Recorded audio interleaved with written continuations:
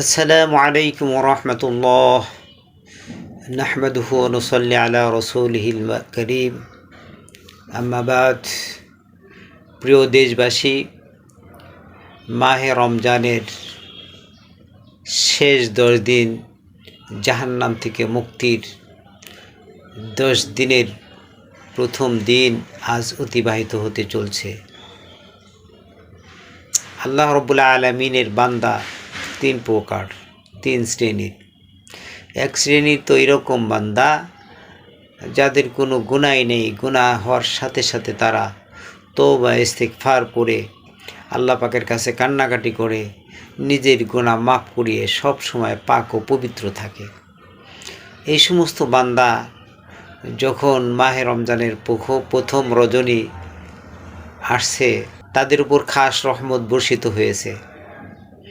আর দ্বিতীয় শ্রেণী বান্দা হলে এমন যে বান্দা কিছু গুনাহ করে আবার নেকিও করে, গুনাহ করে নেকিও করে, ইচ্ছা করেও করে, শয়তানের ধোঁকায় পড়েও করে।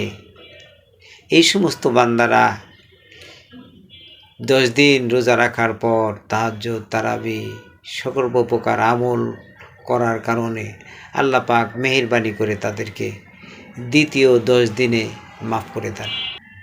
এরকমভাবে যখন বান্দা দেখেন যে আল্লাহ পাক তখন দেখেন যে আমার বান্দা দীর্ঘ মাহে রমজানের রহমতের 10 দিন রোজা রেখেছে, তারাবি পড়েছে, আবার মাগফিরাতের 10 দিনের রোজা, তারাবি, সেহরি, ইফতারি, জিকির আসগার সর্বপ্রকার আমল ইবাদত করে আমার দরবারে কান্নাকাটি করতেছে, মাপ চাইতেছে।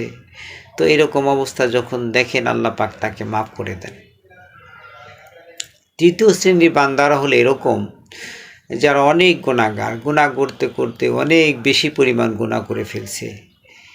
এই সমস্ত বান্দারা যখন রহমতের 10 দিন, মাগফিরাতের 10 দিন রোজা, সেহরি, ইফতারি, তারাবি, তাহাজ্জুদ, কান্নাকাটি, কোরআন তেলাওয়াত এগুলি সব করার পরে আল্লাহ রাব্বুল আলামিন মেহেরবানি করে তৃতীয় 10 দিনে এদেরকে যা মুক্তির একটা ফয়সালা দিয়ে দেন যে না, আমার বান্দা তো অনেক কষ্ট করেছে, রোজা রেখেছে, তারাবি নামাজ পড়েছে, এই সমস্ত আমল ইবাদতের উসিলায় আমি আল্লাহ তাকে মাফ করে দিলাম।